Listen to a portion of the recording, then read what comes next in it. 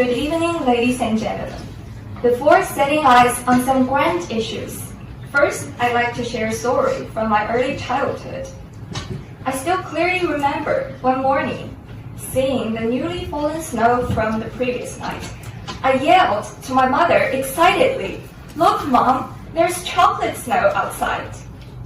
At that time, I was yet too naive to feel sorry for the heartbreaking fact that due to serious air pollution, the fresh snow that was meant to be pure white was actually covered by a layer of brownish black dust. Several years later, it began to confuse and upset me that although statistics claimed environmental condition was improving continuously, and every day there were reports about how China was adopting a greener way of development, there still seemed to be no visible changes right around us. The snow still looked like chocolate, and we still suffered from choking smoke and fog in winter. Apart from statistics and reports, what we ordinary people actually long for is the improvement of our living standard along with the improvement of environment. Indeed, we appreciate and take pride in our country for honoring our commitment in the Paris Agreement with concrete actions on the world stage.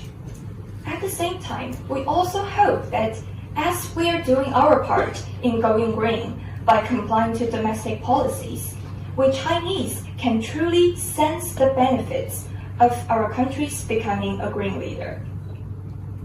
Fortunately, we are making progress, and I have truly sensed the benefits when I started to see clear skies more in winter, and when I realized flight delays caused by low visibility from air pollution have decreased significantly in recent years. From my perspective, to be a leader means living up to the expectation, trust, and support of its people, and therefore, to be a green leader means letting its people truly benefit from the achievements of going green. Only in this way, I believe, will the people continue to make their contribution. With the joint effort of the people and the determination of shouldering our due responsibility in the global context, we are expecting China to become a green leader and endeavoring to make this vision come true. Thank you. 下面请选手进行2分钟的即兴演讲。The number for my impromptu speech is number 10. And there is the phenomenon that general education, also known as 通识教育 in Chinese, is becoming much more prevalent in Chinese universities, which requires students to take a variety of courses apart from his chosen major. This reminds me of a book I've read called The Idea of University, in which the author ardently promoted the idea of liberal education, also known as 博雅教育 in Chinese. And putting in today's context, I think this idea is still applicable and is definitely useful in our college. And this is actually what we are already implementing now in our college. So I think it also benefits our students fundamentally because it enriches our knowledge apart from our chosen major and let us get more command of other knowledge from other disciplines so that we can have a comprehensive understanding of all the knowledge we've obtained throughout our years in college and have a better command of our gained knowledge through these years. But I think one thing we must pay attention to in the process of implementing general education is that maybe we need to set another standard for this general education because we all know that in recent years, students are anxious about their GPA and probably we have this concern that if we choose some really challenging courses for our general education, it may influence and have negative impact on our total academic performance. So this is, I think, we should pay attention to in implementing general education. Thank you. 写影响函选手，请评委老师就其命题演讲以及即兴演讲分别提一个问题，请选手对2个问题充分作答，限时10分钟。All right, 2 questions. First question, you mentioned green way of development. So is that equal to your so-called green leadership? What's the relationship between the two? Second question regarding the prompt speech. You mentioned the standard, another standard regarding general education. And why do you want to propose a new one in a sense? Okay, thank you for your question. So for the first question, I think definitely a greener way of development isn't totally equal to become a green leader. But I think the approaches that we adopt as a leader has 2 aspects, that is internationally and domestically. So I think first, domestically, we should first solve some internal problems, because sometimes we still see the imbalance in environmental governance within our own country. So we must seek a greener way of development within our country. This is also part of our becoming a green leader. And for the second question, the reason why I want to seek another way of evaluating students' performance in the general education is that I found there's a phenomenon that sometimes we students in Tongji want to choose some really challenging and useful courses, such as maybe math modeling, but we think it is too difficult and it may influence our GPA. So we just forsake this opportunity to choose such a great course. Thank you. Hello， 大家好，好久不见了。最近因为我真的非常的忙，我们差不多最近快到期末了，而且最近是因为我们 Java 这门课它是有一个期末的大作业，是需要一个人完成一个学习平台的一个开发，就是一个人要自己完成前端、后端、数据库，还有就是种种东西，然后感觉就像是一个人完成了我们在之前小学期的时候4个人。差不多没日没夜的写了1个月的这种工作量吧，就感觉工作量特别大。然后 Java 这门课上老师自己其实也没有讲过什么内容，所以一切东西都靠自学。最近就是被这个大作业搞得有点焦头烂额。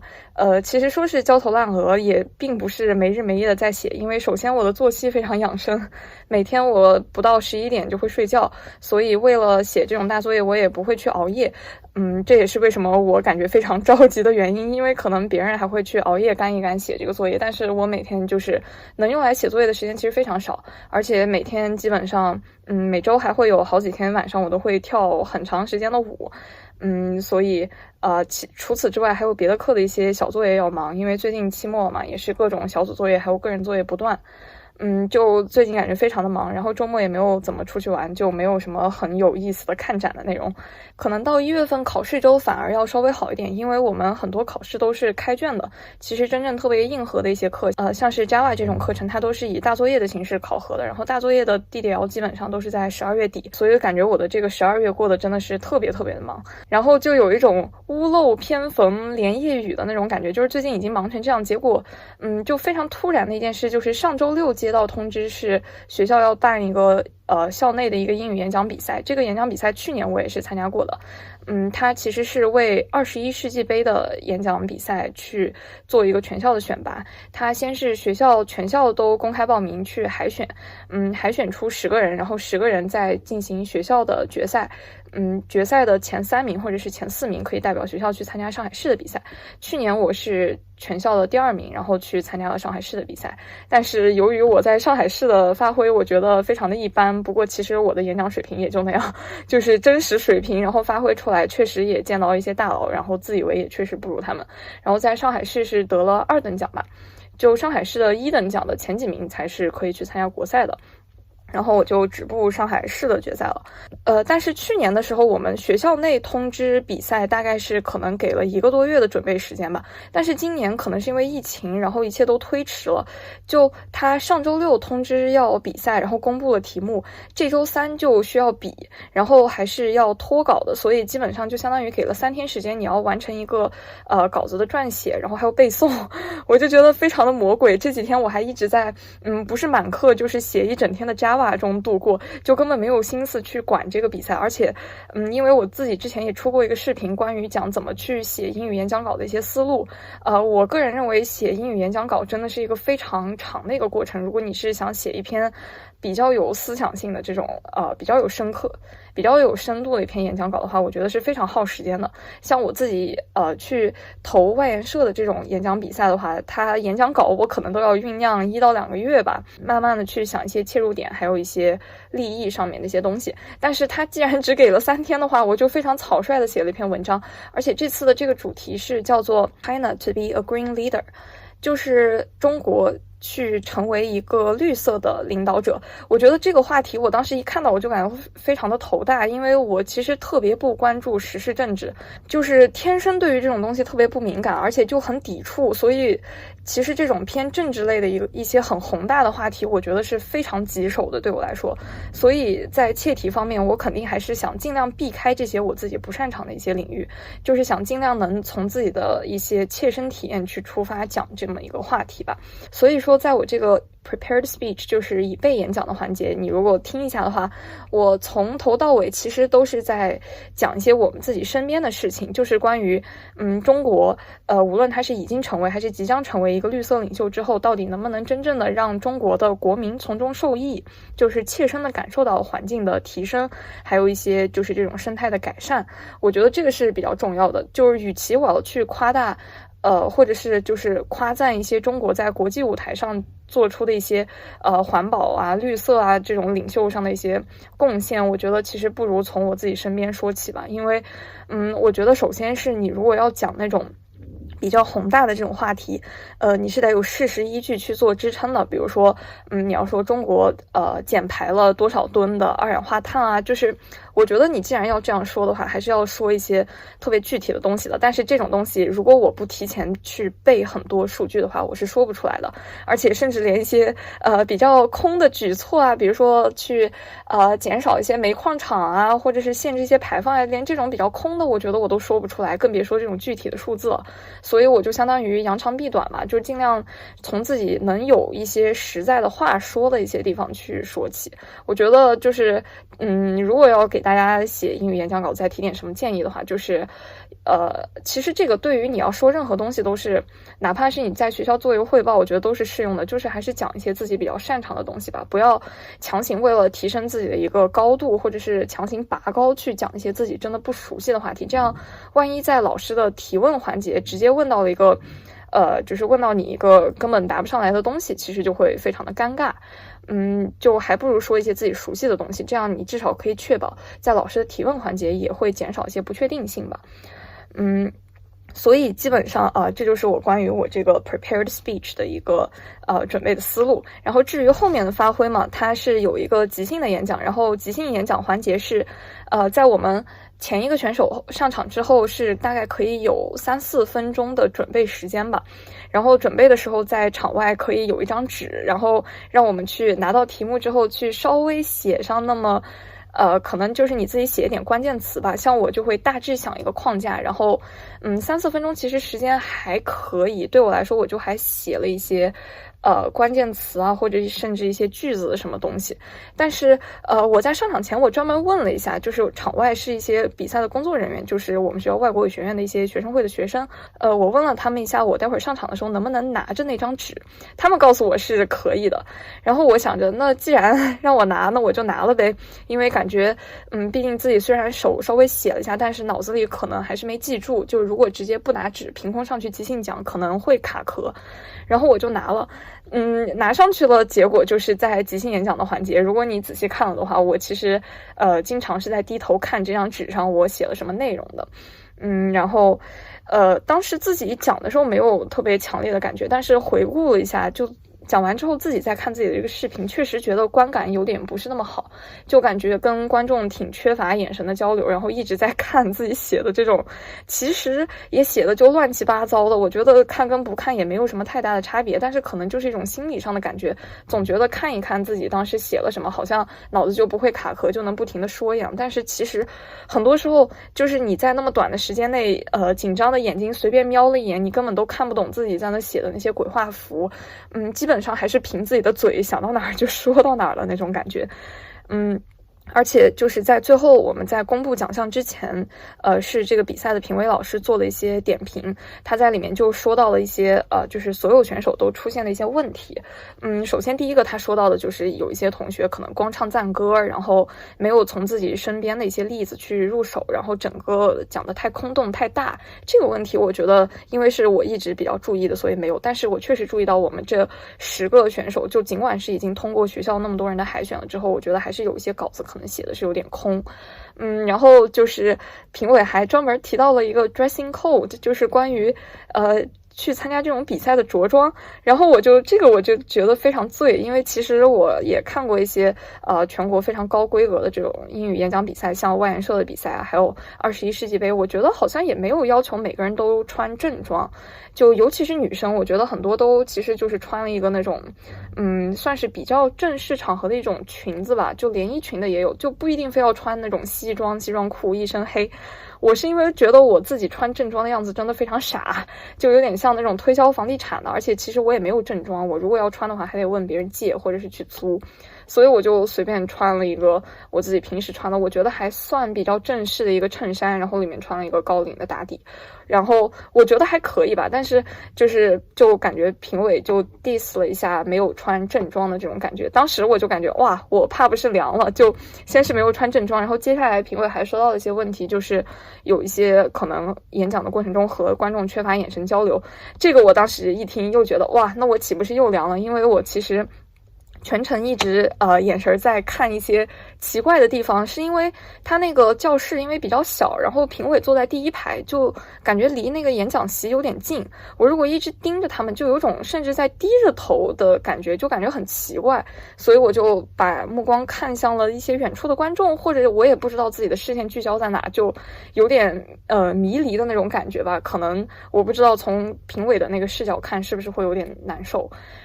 所以其实这个以后也或许可以注意一下吧。还有评委就是非常强烈的提到是说，无论是 prepared speech 还是 impromptu speech， 就这2个环节一定不要带任何纸或者稿子上去。像 prepared speech， 因为我自己其实是背诵能力比较强的，就是我基本上还是有这个底气，我甚至都没有打印那个稿子，我当时把它在电脑上写出来之后3天我就基本上在 iPad 上面背了背，我都没有印一个纸质版的稿子，所以就也没有带稿子上去，就相当于是对自己的这个已备演讲应该是比较有把握的。但是在即兴演讲的时候，因为我还专门问了一下，他们告诉我可以带那个纸上去，我就把纸带上去了。但是后来也是确实评委说的也没错，我后来自己看视频的时候也是感觉到我自己不停的在这种低头看纸，这个观感的确是非常的不好。然后就也提醒大家，如果以后要参加这种比赛，首先我觉得如果是有已备演讲的环节的话，不带稿子上去，把所有的稿子都背得熟熟练练，是一个最基本的一种就是你参加这个演讲比赛应有的一个标准吧。至于这种 impromptu speech， 其实当时评委说的一点我觉得非常有道理的，就是你自己可能真的觉得你带了一张纸上去，你就可以看一看自己刚才写的要点，然后可以帮助你回忆出来，但是它其实是限制了你的一种发挥。因为其实我觉得能走到这一步，大家其实对于临场发挥，就算你卡壳了，你想的东西和你刚才在准备的过程中想的一些点不一样了，我觉得也是完全可以在临时就是不至于愣在那儿吧，就是可以立即想到一些别的东西来说出来。就是既然这样的话，其实无所谓你刚才想的是哪些点，就只要你基本上有个大的框架，你没有必要就是追求你说出来的东西和你刚才在准备过程中列出来的要点一模一样。像我的话，我可能因为是就是如果看过我以前视频的小伙伴可能知道，我觉得我是在英语的书面写作，就是这种表达上面是更有优势的，在这种即兴的演讲还有包括口语，我觉得都是相对来说比较弱的。所以对我来说，就是如果给我哪怕一点点的时间去准备，我可以把它落实到纸面上来，我就可以想出来一些非常华丽的一些词藻。所以我在我的这个写关键词的纸上，我会写到一些比较关键的词汇。我主要是害怕我在讲这个即兴演讲的时候，可能会就没有说到这些我自认为非常加分的词汇，但是实际上想一想，大家其实听的还是一个逻辑和整体的思路。至于你有没有用到一个高级词汇在整一个这种2分钟的演讲里面，我觉得就是微不足道的一件事。所以感觉也没有必要去纠结这些。然后这些就是差不多关于这个突如其来的英语比赛的一件事。其实我当时听到这个英语比赛我都有点犹豫我要不要去参加，因为最近实在真的是太忙了。但是当时就觉得就速战速决吧，既然他就给了3天时间准备，我也没有更多的时间去准备，因为我还要上课，而且